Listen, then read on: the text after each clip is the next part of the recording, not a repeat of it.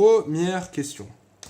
ln de moins x. Donc toi, ton but, là, c'est, tu te poses ces questions, tu fais les 3 étapes, et quand tu tombes sur l'étape de ln, ton but, c'est que l'intérieur des parenthèses soit strictement positif. Première question, à toi de jouer.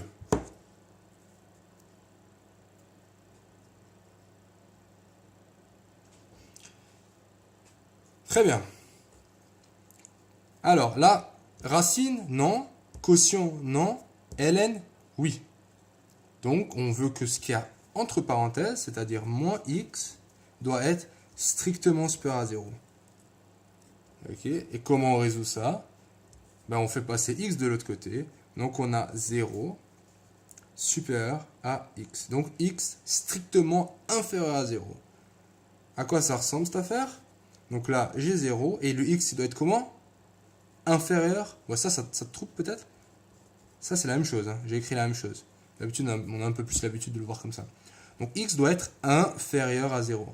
Donc, là, il y a 0. X, il est là. Hop, hop, hop. Donc, je te rappelle, tout à gauche, tout à gauche, tout à gauche, il y a quoi? Il y a moins l'infini. Tout à droite, tout à droite, tout à droite, il y a plus l'infini. Et nous, on lit de gauche à droite. Donc, on commence à gauche, moins l'infini, et on va jusqu'à 0. Maintenant, la question 0, là, on a des crochets. Est-ce que les crochets, ils sont dans ce sens ou dans l'autre sens? Ben, disons, la manière la plus simple de retenir, c'est... Là, quand c'est strict, ça veut dire que le 0 ne fait pas partie. 0 ne fait pas partie de x. X n'a pas le droit d'être égal à 0. Donc, les crochets, ils regardent vers l'extérieur. Ça veut dire que lui ne fait pas partie des solutions. Les solutions sont ici, donc il ne regarde pas les solutions. Il leur tourne le dos. Donc, finalement, on a quoi? On a S, C moins l'infini. Alors, moins l'infini et plus l'infini, les crochets sont toujours ouverts, donc vers l'extérieur. Et on va jusqu'à 0. Et les crochets, ben, c'est les mêmes, c'est ouvert. Première réponse et premier domaine de définition. Très bien. Prochain. À toi de jouer.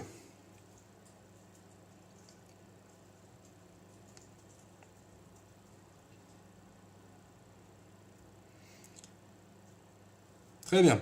Donc, tu as bien suivi les 3 étapes? Si ce n'est pas fait, fais-le la prochaine. Est-ce qu'il y a une racine? Pas de racine. Est-ce qu'il y a un quotient? Pas de quotient. Est-ce qu'il y a un ln? Oui, il y a un ln. Qui dit ln dit l'intérieur des racines, l'intérieur des parenthèses doit être strictement positif. Quel est l'intérieur? Donc ça c'est le 1 et ça c'est le 2. L'intérieur là, il y a quoi? 3 moins x doit être strictement supérieur à 0. On résout ça, ça donne quoi? Le x de l'autre côté, le moins devient plus, donc x est inférieur à 3. Ou bien tu peux aussi le voir, x est inférieur à 3. La même chose. Si on repart sur une droite, j'ai 3 ici. X doit être inférieur. Et comment ça se passe au niveau du crochet? Lui, il est strict, donc il va regarder les solutions ou il leur tourne le dos. Mais il leur tourne le dos. Crochet extérieur. On se retrouve avec... En fait, là, au lieu de mettre solution, j'aurais plutôt dû mettre D comme domaine de définition. DF, allez, on va mettre.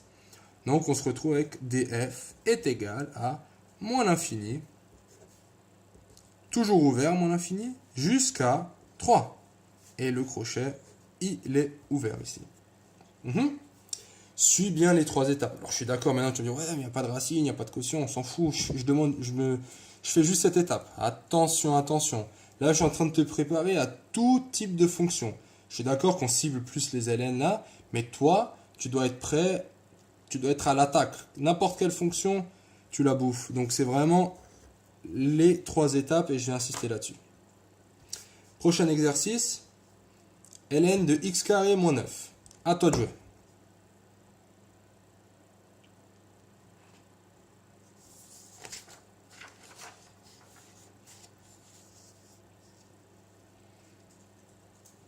Alors, est-ce que tu as suivi les étapes? Première étape, est-ce qu'il y a une racine? Non. Deuxième étape, est-ce qu'il y a un quotient? Non plus. Est-ce qu'il y a un ln? Oui. Donc, il y a un ln, donc l'intérieur, x carré moins 9, doit être strictement supérieur à 0. comment on peut résoudre ça? Alors là, il y a plusieurs méthodes. Je vais faire la méthode la plus standard. Là, ça, maintenant, je veux que ce truc soit positif. Pour regarder le signe, comme on a vu dans le chapitre des exponentielles quand on faisait les inéquations, on veut factoriser ça.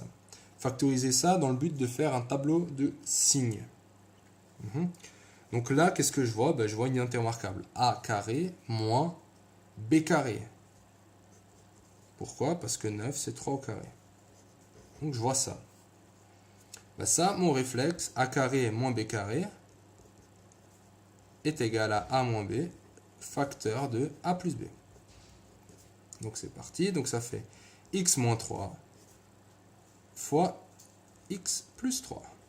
Et ça, on veut savoir quand c'est strictement supérieur à 0. Cool.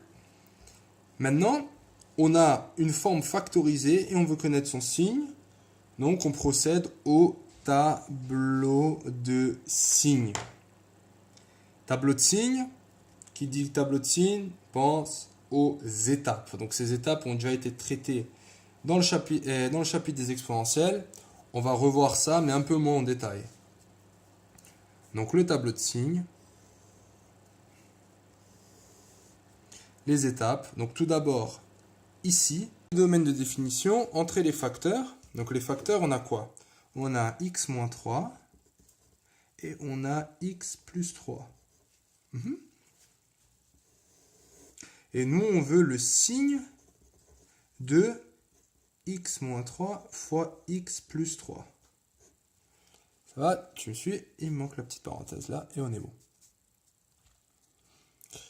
Alors après, calculer les zéros des facteurs. Donc je vais le faire ici vite fait. X moins 3 égale à 0 pour quelle valeur? Je passe le 3 de l'autre côté. X égale à 3. Première solution. Et x plus 3 égale à 0. Je passe le plus 3 de l'autre côté, ça me fait moins 3. Donc x égale à moins 3. Donc cela maintenant, il faut que je les rentre là-dedans. Je commence d'abord moins l'infini. Donc après, je vais d'abord entrer le négatif et le positif. Plus 3. Maintenant, une fois que ça c'est bon, on se pose la question, moins 3 il annule qui? X plus 3 comme on vient de voir, et plus 3 il annule l'autre. Prochaine, compléter les signes. Alors comment on complète les signes? Ça c'est avec le coefficient directeur, dans ce cas-là en tout cas. Pourquoi je dis ça? Parce que ça c'est de la forme AX plus B. Donc on se rappelle que le coefficient directeur, quand il est positif, j'ai une courbe comme ça. Et c'est-à-dire que je vais avoir un truc négatif, au bout d'un moment, pam, je suis à 0 et après c'est positif. Ok? Quand il est négatif, c'est comme ça. Positif, positif, boum, c'est 0 et après c'est négatif. Donc là, j'ai un coefficient directeur positif, donc ça va être négatif, donc moins 0, plus. Et là, c'est pareil, donc ça va être moins, là j'ai le 0 déjà, plus. Et je me retrouve avec quoi? Moins, plus, le 0, je le rapporte, donc là je suis déjà en train de faire la cinquième étape, la règle des signes. Plus, moins, ça fait moins, et 0, je le rapporte, et plus, ça fait plus. Très bien. Sixième étape, ce qu'on veut. Qu'est-ce qu'on veut? Nous, on veut quand c'est positif. Donc, ce qui nous intéresse, c'est cette partie et cette partie. Ça marche? Très bien. Donc, x appartient... Donc, on va commencer par faire d'abord un graphe. Donc là, on a moins 3 et là, on a 3. X, il est là et il est là. On est bon jusqu'à là? Très bien. Alors maintenant, les bornes. Les bornes, comment elles vont être ces bornes?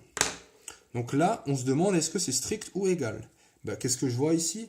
C'est un strict. Donc si c'est un strict, les bornes ne font pas partie des solutions. Ça veut dire qu'est-ce qu'elles vont regarder vers les solutions et leur tournent le dos. Elles leur tournent le dos des deux côtés. Et voilà, j'ai ma solution qui sera de quelle forme? Je commence tout à gauche. Tout à gauche, c'est moins l'infini. Borne toujours ouverte.